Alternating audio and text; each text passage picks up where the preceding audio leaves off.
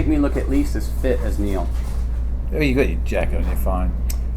Hello and welcome back to the Neale Bayly Rides YouTube channel at Ink Floyd. This is the Thursdays with Dave. It's funny how that worked, right? Yeah. I mean, I guess if you'd been called Nigel, it would be Nigel's Dave's. It's So anyway- Shakespearean. So anyway, on the show tonight we have, obviously, we have a very intense news segment to come to you. Nate is going to be joining us from Zootopia for his Get Off My Lawn Awesome. with some nice little tidbits. As you can see, we have a guest in the studio. We have a V85TT Moto Guzzi. This is a 2020 adventure touring Moto Guzzi, off-road, on-road, and went today to see my buddy Tee Caldwell. We were over at Team Charlotte over on Freedom. It's one of the massive big dealership here in Charlotte. They have a whole section for Harley Davidsons. They have a whole Japanese section. And then T has a really nice kind of boutique area with European bikes. So you have Triumph, Ducati, Nice. Moto Guzzi, and Aprilia. So he let me out on the TT today. Had a really nice ride through the city of Charlotte. It's such a good looking bike. Was it fun?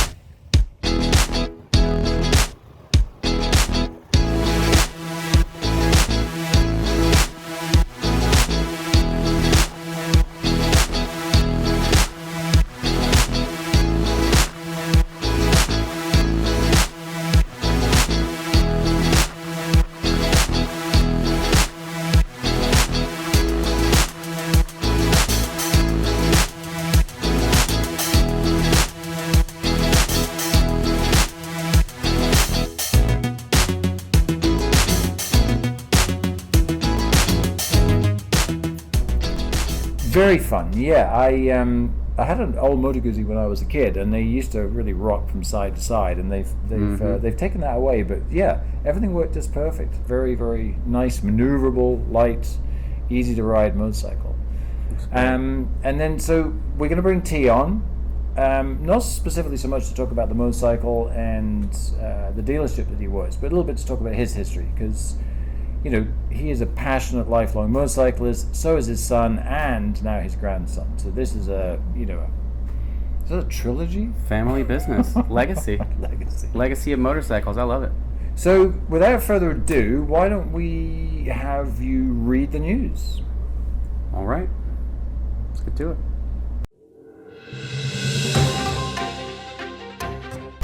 This just in.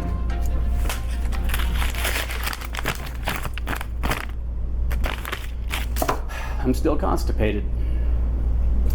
In other news, on a safety note, people just aren't using their turn signals. And you know, I've mentioned this before, and I just feel like it warrants another discussion. You know, you might be in your car, you might not be in a motorcycle, that's fine.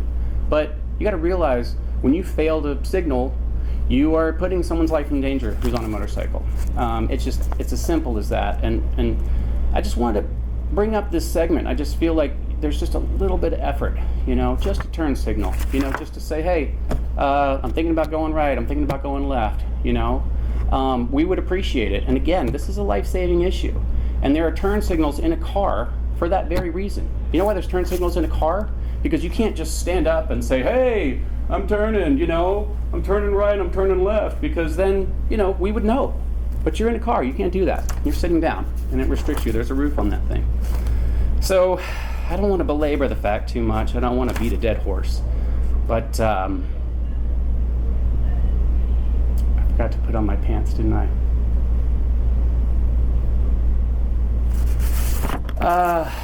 Anyway, let's just proceed. I just wanted to, I just want to apologize for not wearing pants. That's the news. Thank you. I'll leave you to the evening's best tidings. Good night. So, anyway, now to the highlight of the evening. We have our dear friend Tee Caldwell here with us, who very kindly and bravely let me loose on his Moto Guzzi today.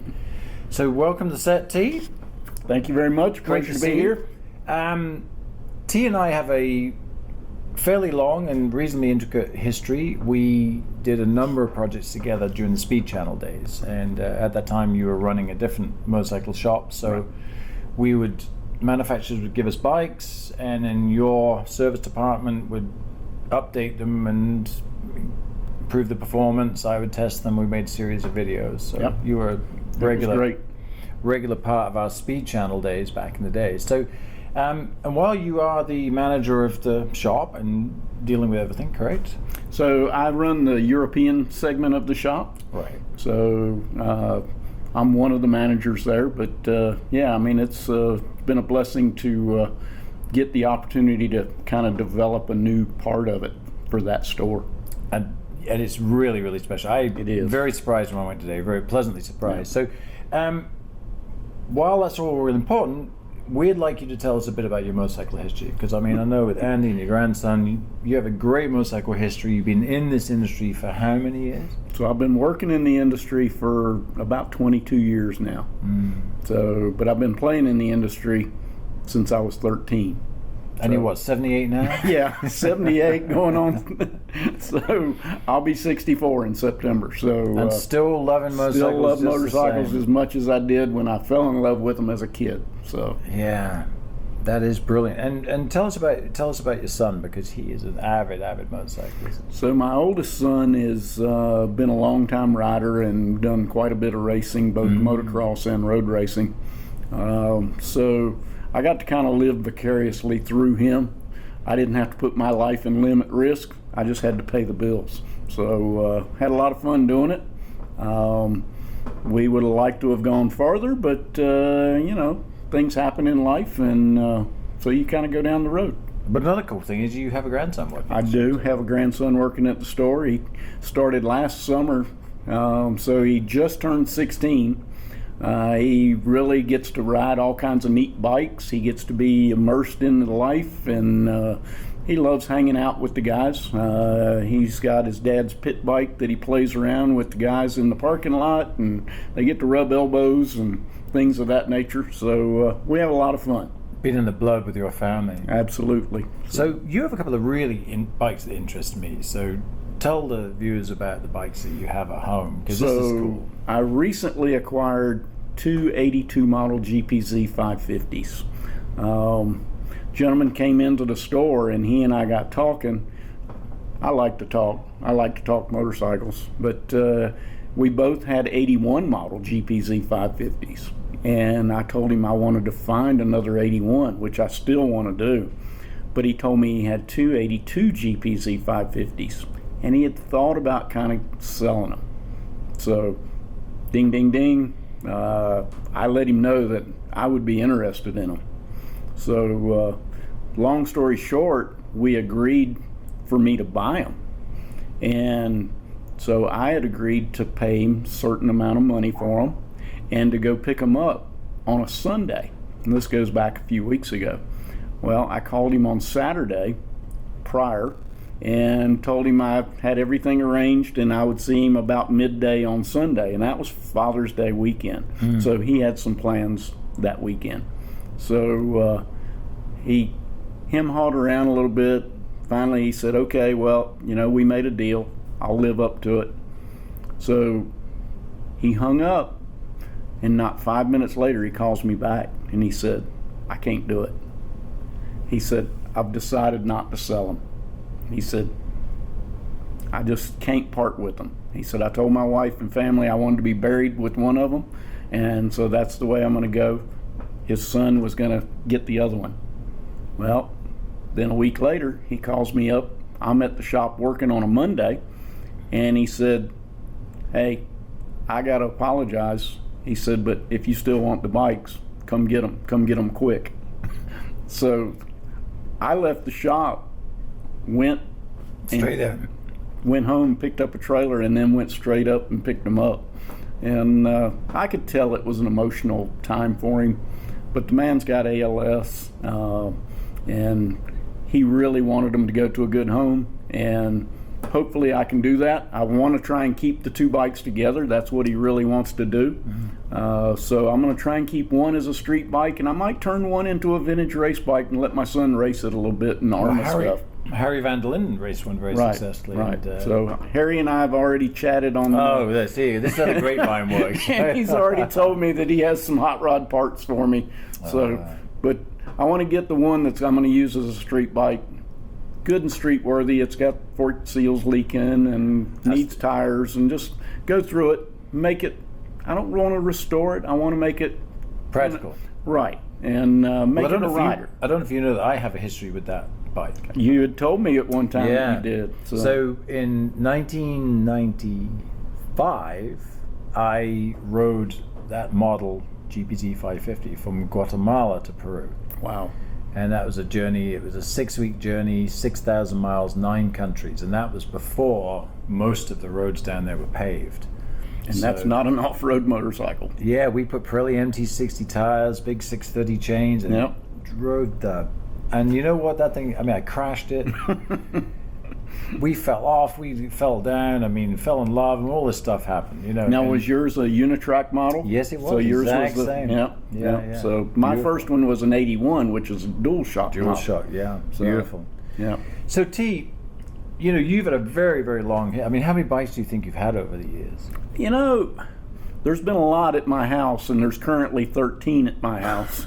So most of them. It's not a sickness at all, right? Most of them are dirt bikes, race bikes, whatever, for the grandkids and for my son.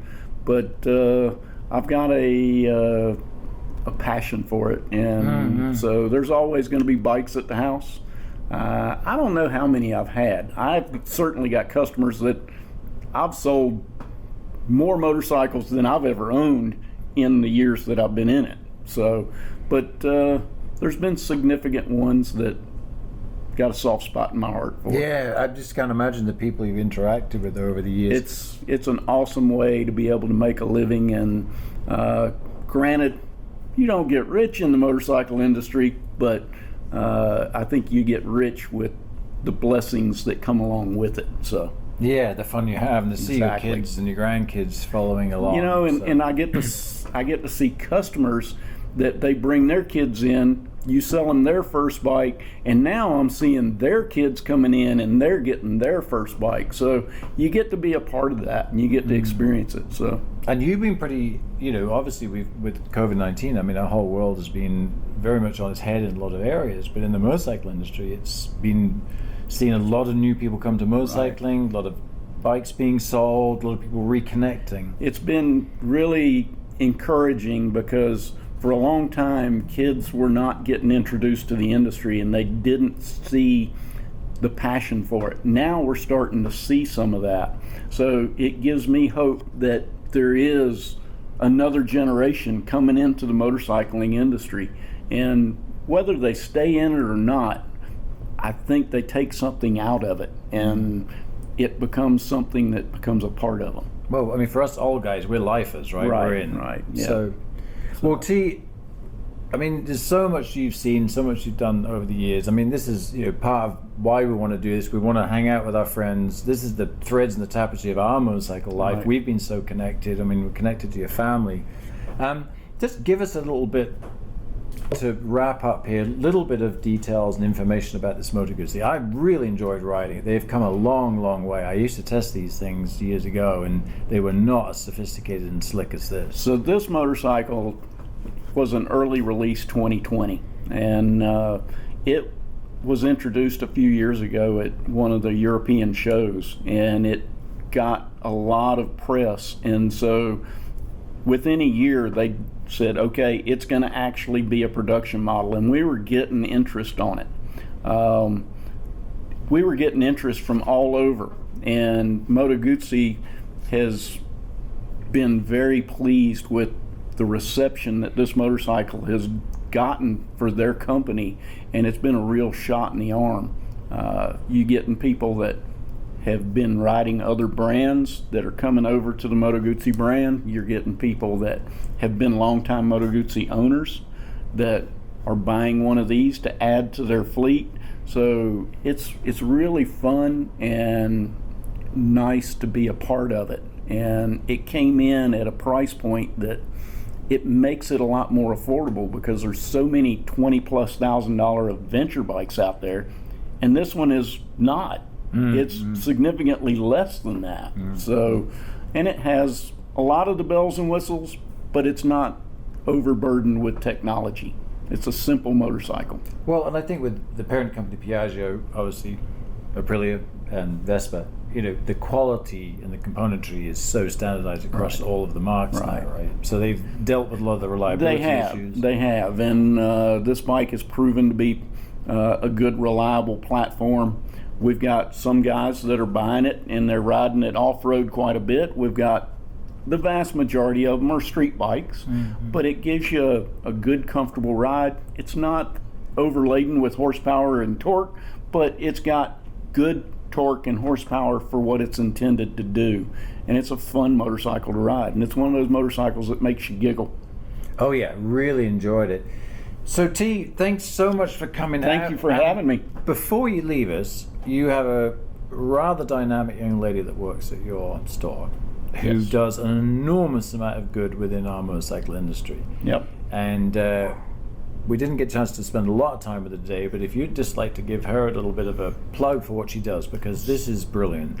Absolutely. So Katie Fox has been a great addition to our store, and she came shortly after spring of last year, and she has been constantly helping us to grow, increasing our product offerings and networking in the motorcycle community. So she actually operates Charlotte Sport Bike Network, and she puts on rides and charity events and things of that nature. So it's not just all about the store, it's all about our customers having a positive motorcycling experience. And we've got a wide array of customers that participate in her stuff. So well, you'll have to come join us. Yeah, maybe one day, if we're lucky, Katie could come. Actually, I'm sure she'd come out love and to join us and tell us about what she does, because it really is fantastic what she does, and the money she raises and the people she supports. So, well, Tee, again, thank you so much for Neil. coming. Appreciate thank you it. for letting me ride the Moto Guzzi, and thank you guys for tuning in. Thank you. Good evening. You may remember me as Nate, and you may remember me as saying, "Get off my lawn." Last week, we talked about ran when parked, ever since you, and just needs carbs cleaned. Well, I don't know what the comments are, because realistically we're doing this one right after that one. But I expect the comments to be ranging from positive to negative. So thanks, keep up the input. This week we're going to talk about, I read it on the internet. I read that green monsters were going to come down next week and use us all as sex slaves. Seriously, people, you know what I mean? Take what you read on the internet with a grain of salt, okay? There's a lot of useful information out there, and there's a lot of inquisitive idiots out there. So if you want to bring me some information and just share it with me, that's fine. But if you're going to come in knowing the problem, then just fix it. I will find my way to do my own research.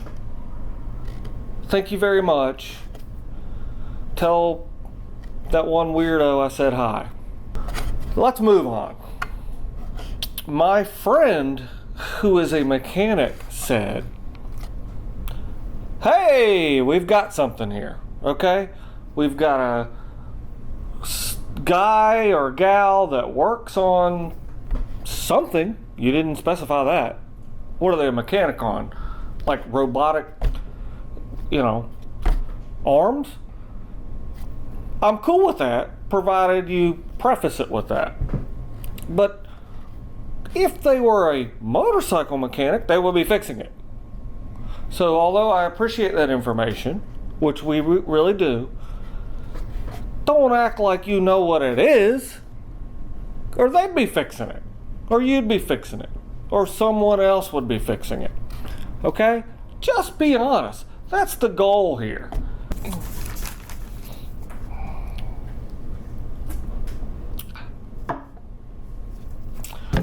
here's my favorite. Hey, can I watch and learn while I work on your bike? No, you cannot. Are you kidding me? Don't ask a mechanic this. I mean, that's like, hey, Bill the accountant, can you do my taxes? But I want to stand over your shoulder drinking coffee, making comments that make no sense while you're doing it. You should charge more for that, right? I mean, come on, man. We may love you, it may be a friend deal, whatever, but we don't want you in our space, man. Just let us do it. After it's done and running awesome, we'll drink a beer, high five, and have a good time. All right? That's all for today.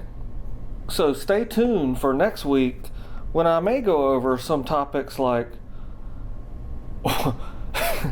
will you come over here and check out my bike? And the ever-present, will you please work on my bike even though it's a brand you don't work on? Are you going to go to your podiatrist and say, hey man, I know you don't work on, but I got something on my... You're a doctor, right? Well, they don't have the equipment to do that. I mean, come on, man. Get off my lawn. What do you think we should do next, Dave? Well, did you do the shameless plug yet? We should do a little shameless plug. shouldn't we? Shameless plug. So, got a couple of small items this week. Our friends at Marwin have sent me this rather natty little face mask because obviously in North Carolina... What's natty? Is that a British thing?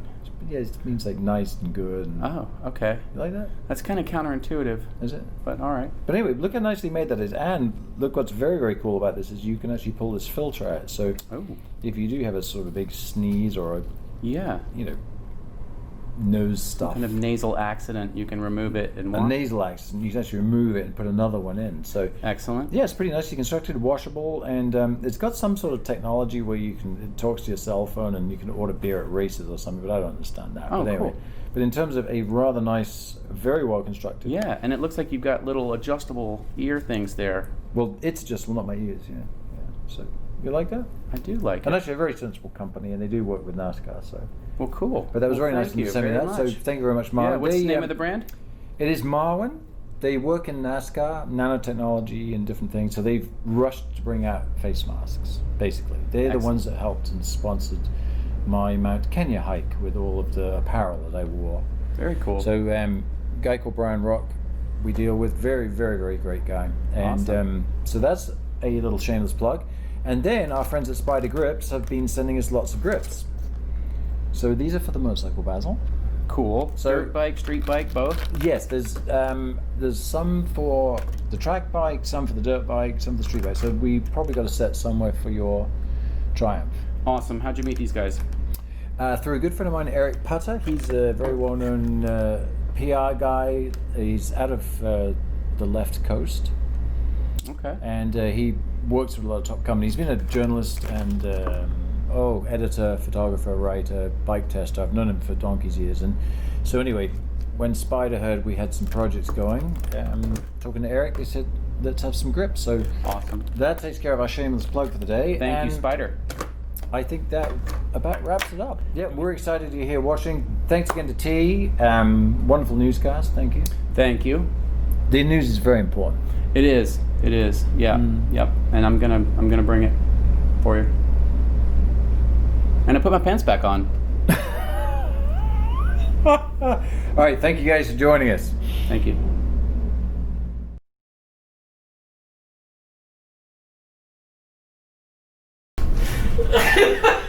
Love you, Mom.